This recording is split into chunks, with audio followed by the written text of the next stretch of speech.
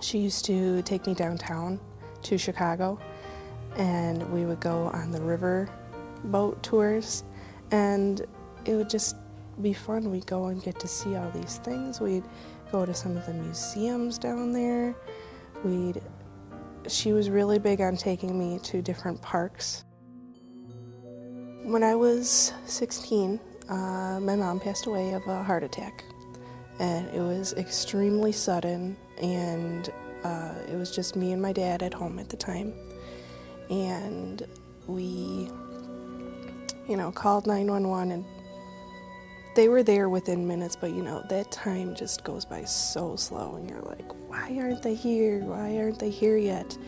Where could they be? But they really did come quickly, and when my dad and I got to the hospital, they took us into this separate room, and your brain isn't really like functioning completely at that time because it's in stress mode, and so we didn't really think, at least I didn't, because I was 16 at the time, thinking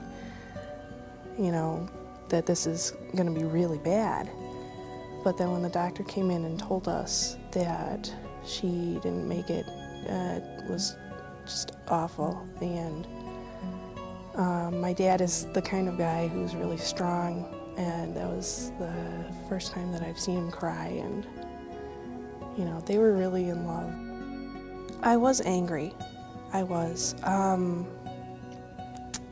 I kind of blamed myself at first, because she had gone on a walk earlier in the day and I wasn't home at the time, and she was mad at me when she got back from her walk. And so I thought maybe it was the stress of her being mad at me that put her into the heart attack. But I know that inevitably, no matter what, that heart attack would have happened anyway. I remember waking up during that night, and I wrote a poem for her because writing was just a really good outlet for me. And I showed it to people the next day, and it made everybody cry.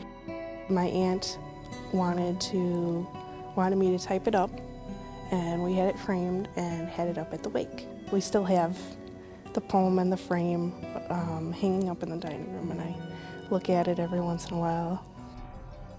My dad and I were not close. It was pretty much living with a stranger at first. I love my dad.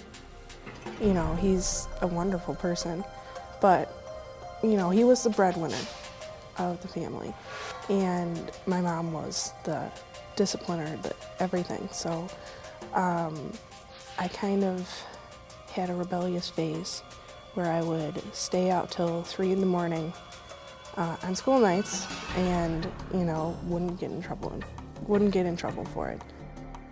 What I was mainly mad about during high school was my friends who they would argue with their moms, and I would just want to yell at them and be like, at least you have one still. Don't let that go by you. Don't you're going to want to communicate with all those people, anybody who's around you, anybody who's family, anybody who's a friend who you care about, because you never know when something could happen. When I was in high school, I did join a grief group, which really encouraged, other forms of expressing your anger or your sadness, which mine was writing. So I would go to church, and I got involved, and my faith got stronger. I wasn't really angry at God. Maybe 1 or 2 times I was like, why did this happen to me? But I know He has a plan, and I know that He still is reaching into my life, and I know that my mom's death happened for a reason.